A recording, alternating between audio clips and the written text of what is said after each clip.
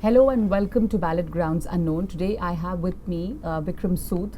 Vikram Sood is the former chief of India's External Intelligence Agency, and he's also an advisor with Observer Research Foundation. Today I'm here in conversation with him to discuss about Pakistan's role in the Indian elections, and I'm saying this because we're in the middle of the national elections and a lot of things, or the entire poll campaign or the narrative is around security, national security, Pakistan's interference, and a lot more. And in the middle of all this, Masood Azhar was declared as a global terrorist. So does this all affect the Indian elections? Does it really play out in these elections? Welcome to this conversation. And Mr. Sood, I want to start with asking the question that we are in the middle of the election and everything, the entire narrative is around Pakistan. We hear the Prime Minister talk about national security all the time now. We also hear that the whole campaign is like, we have to save India from Pakistan. Pakistan is ready to attack. So that's the entire narrative that is being built. Do you think this election is a lot about how we are looking at Pakistan, how is Pakistan ready to attack us, and we need a government which is a strong government? That seems to be the narrative. Has that been, the government been successful in actually, using it? As far as Pakistan is concerned, this is a bug that affects mostly in North India. If you go down south, they don't seem to care too much about it. But the point is, Pakistan interposed itself in these elections, to my mind, with Pulwama. And perhaps they didn't expect that reaction that they got in February. And it was not according to their narrative that, how would the Indian government react to a massive terror attack? Will they lump it as they did in 2008 and not do anything, or will they react? They did not expect the Balakot airstrikes. They didn't. I don't think they expected it. And therefore they did this Naam ke Vaste raid the next day, and they thought this was the end of it. Now the thing is, we've had terrorism for a long time, and I have been saying, I'm not saying that the government followed what I'm saying, what I mean is, I've been saying that unless we stand up for our rights and defend ourselves, nobody else is going to care for you. And when you did Uri first, and then you did Balakot, the message was both to Pakistan and the rest of the world that we are going to be able to stand up and take action, and if there is a nuclear threat, you better tell him to keep quiet. We will go and defend. So the narrative has been building in that fashion. I don't think the narrative is, to me it doesn't appear that the narrative says that Pakistan is about to attack us. What the narrative says is that unless we cure this, we will continue to have a problem. So has this government been successful in building that narrative that this is a strong government, this will surprise by the actions it takes? Yeah. It's like this. I have no personal knowledge about how the rest of the country is reacting. I can see what I see on TVs and clips, and there have been some interviews by journalists who have gone and talked to the villagers.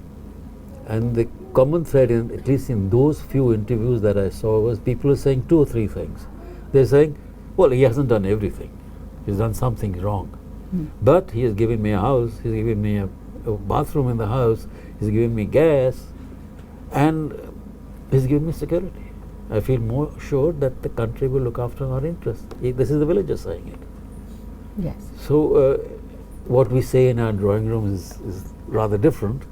And there's a lot of gloom and doom in those drawing rooms of Delhi, but I think the villager has assessed it better. So around this national election, before the election and then during this was Pulwama, Balakot, Abhinandan, and then after that now Masood Azhar. So all of this happened just around this time. Yes.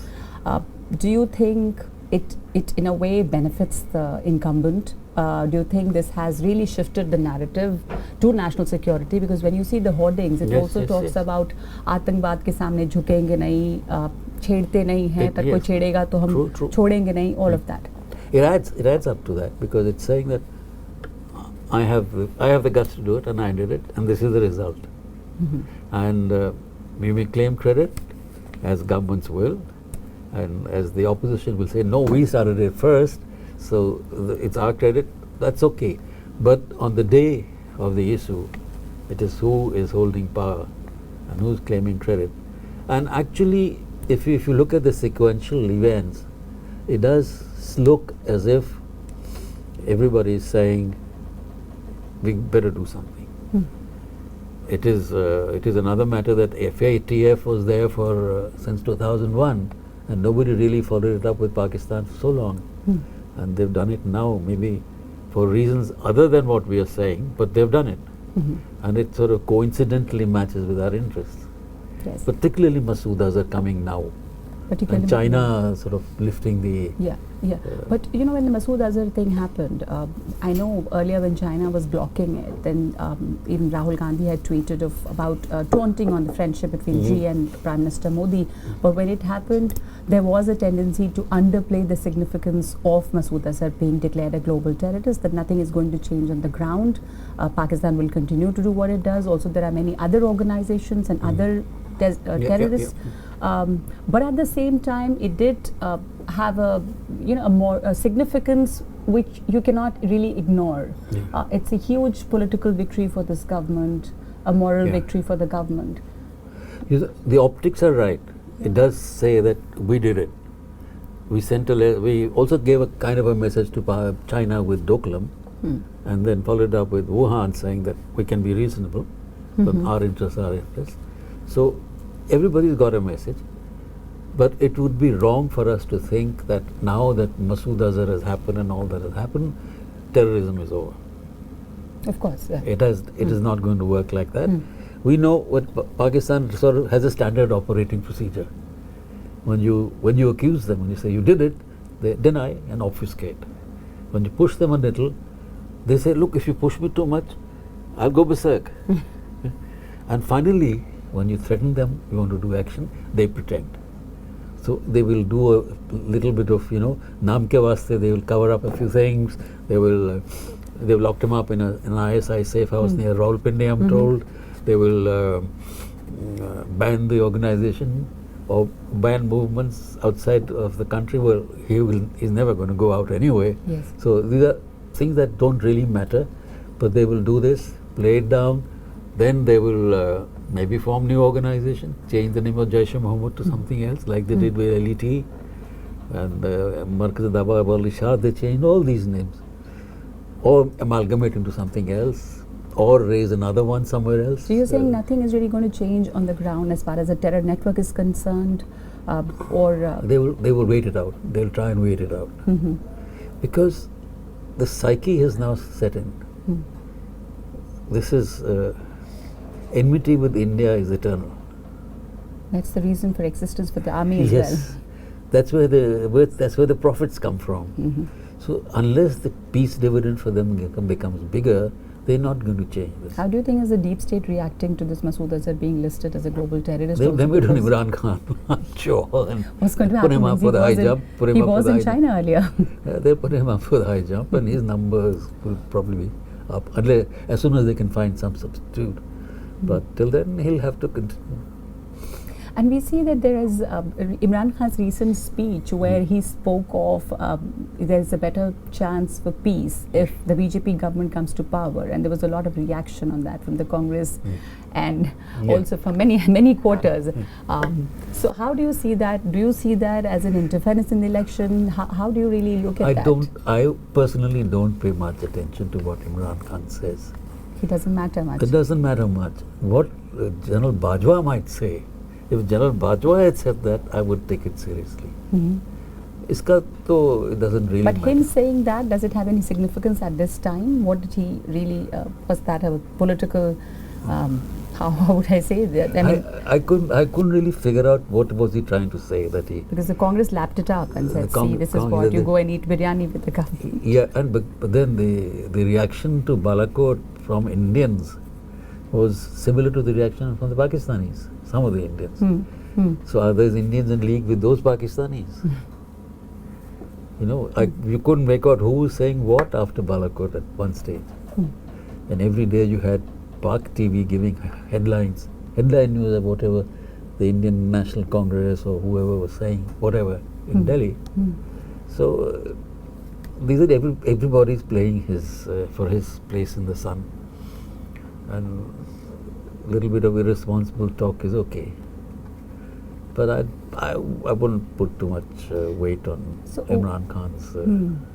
So on Twitter, we actually we were getting information from Pakistani handles before India was giving out information. And in this kind of a situation, what do you think is the role of the intelligence agencies? Do they find it increasingly difficult? Has there been intelligence overreach? Because there is information coming in from everywhere. And in a situation like Balakot.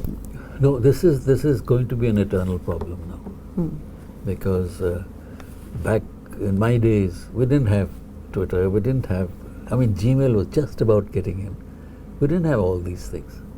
Google wasn't beginning. Yeah. So the competition between information and intelligence is getting blurred. Information of a greater magnitude is available real time. Intelligence, and the media can say what they like, and next morning say, "Oops, sorry, I didn't mean it." But the intelligence agencies can't do that. They have to give the government verifiable information. They can't just run around and say, "Kal to ladai karwa denge." So that competition is going to be there, and it is going to be a difficult way to handle real-time intelligence with real-time information and intelligence together cannot work. And we realized this early in our intelligence career, when the TV went private news channels, and then the competition had begun. And every other day we would get a query from somebody the other from the government. Has this happened? We said, no, but TV says so. So the TV is your competition. Yes, it was the competition. So it's getting increasingly difficult. Very difficult, very, very difficult. We didn't have Twitter those days. We didn't have Facebook. We didn't have fake news. All this is happening now. So intelligence will have to reinvent in some ways. But the way things coming out of Pakistan, or how we were dealing with Pakistan, the way this has affected the Indian elections, if you agree that it is affecting the Indian elections, have you seen this happen earlier, or this is one of the elections where everything, it seems to be now at least I don't know if really it's affecting the voters so much, for at least on social media, on Twitter, in our conversations, it's a lot about Pakistan. I remember Yogi Adityanath saying that whenever Pradhan Mantri Modi is speaking in election rallies, Imran Khan is sweating. Imran Khan is so worried. Imran Khan tweets about Tipu Sultan, and BJP and Congress fight over it. So all that is happening. I don't know if it's affecting in reality, but has that happened before? Or this is one of the elections where Pakistan is... I've never seen that happen before, because, 71 election ke baad, 74 election, Mrs. G won. But if I remember rightly, it wasn't that thumping a victory that one would have expected after 71.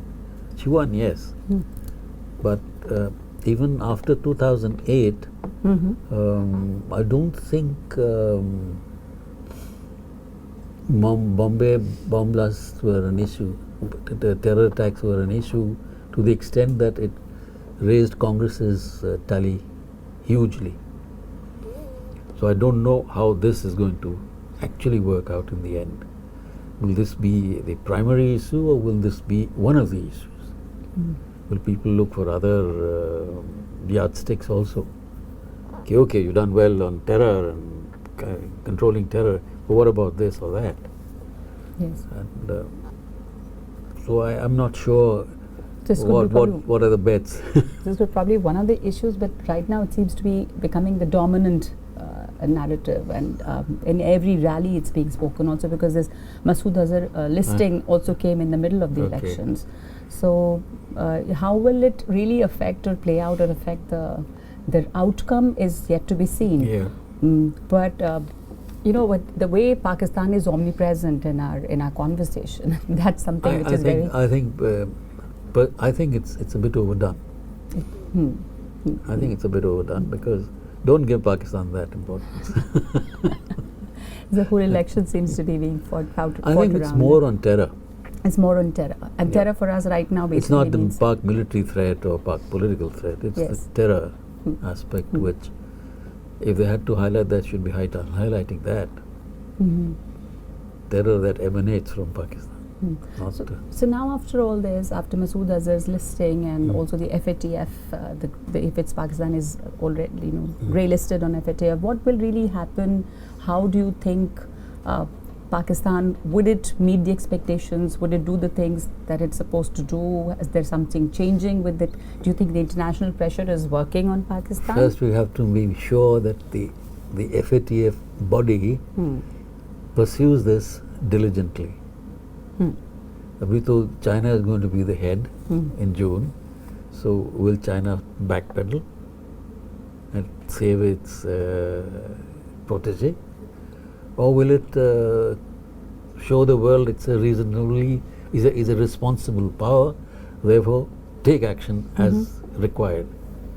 So if it takes action, Pakistan is up for the high jump. And they'll have a lot of problems financially, economically. And I don't know whether that's good or bad though. A Pakistan which is in deep financial trouble, who is going to rescue it then eventually? Can Pakistan actually afford to tie down all its radical elements? Does it have the will and the capacity to do it?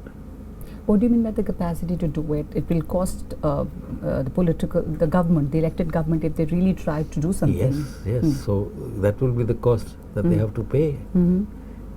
And now they are also, I see a move towards the Pashtun, the Pashtun national movement, which is asking for Pashtun rights and not asking for independence, is now they're now beginning to say this. DG ISPR has said the other day that they have been aided by R&AW, etc., etc. So they're making a case, I feel, to divert attention from everything else and say that this has to be taken care of. And it is an anti-Pakistan movement funded by outsiders, therefore we must push it down. And in that kind of thing, divert attention of the world from this other aspect of FATF. It could be, I'm not sure whether that is, because every time they get into trouble, it's either the R&AW which is blamed, sometimes they blame the Afghans, and try and say that, and then use Islamic radicals to pull down nationalist movements, wherever. They did it in Balochistan pehle, they did it with the Sindhis, they did it with the Muhajirs, bring in Islamic radicals, push them down. What's the reality of the collusion between the Islamic radicals and the ISI? Oh, it's a cozy relationship. They depend on each other.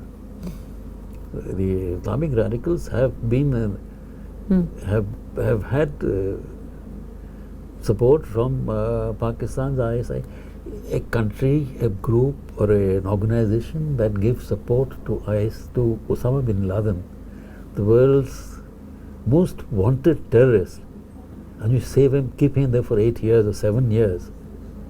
Surely there must be a tie-up somewhere. But it wasn't happening without these guys knowing about it. So, and 200 yards from your training center.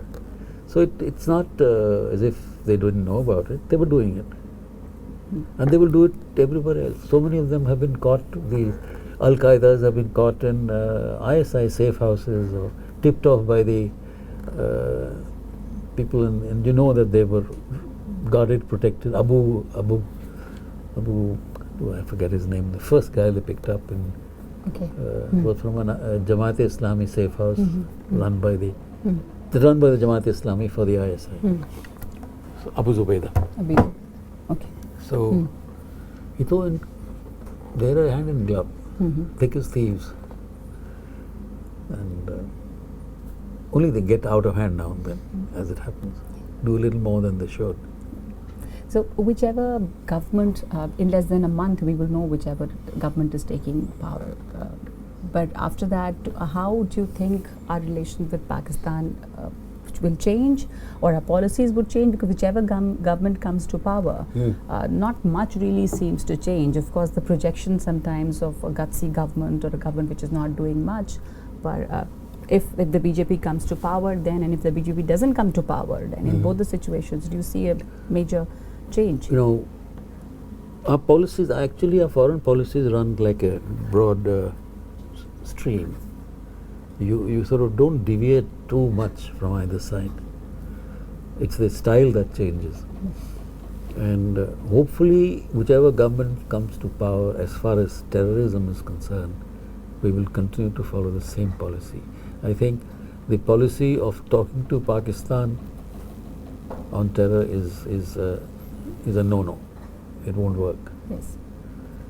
Policy to talk to Pakistan on other issues, substantial to us, if they're not going to give any concession, it doesn't make any sense. So what's left? What do we talk to them about? You know, tourist visas or sale of bijli, nothing else. There's nothing else you can talk about. But anyways, on substantial issues you can't. There's no forward on movement. substantial issues you can, but the talks must go on, and it should not really, we shouldn't close the doors in the diplomatic I route. think as far as my own view is that unless Pakistan learns to behave, you just treat him as a neighbor you have to live with. You can't ignore them. You have to You live. just let him be. I mean, in human relations also, if you don't get along with your neighbor, what do? You just learn to live your own lives and stay away from it. And Pakistan, what does it give us economically? Well, it can gain a lot from us economically if it had the sense, but it doesn't. We are the market that he could use. We could use the transit route, yes, but beyond that, what is it? So unless they learn that if you want to live in a neighborhood with as a responsible neighbor, you had better change. So that's the question, whether they will learn and when will they learn. They will learn, then we will behave better. Thank you so much for the conversation. Thank you.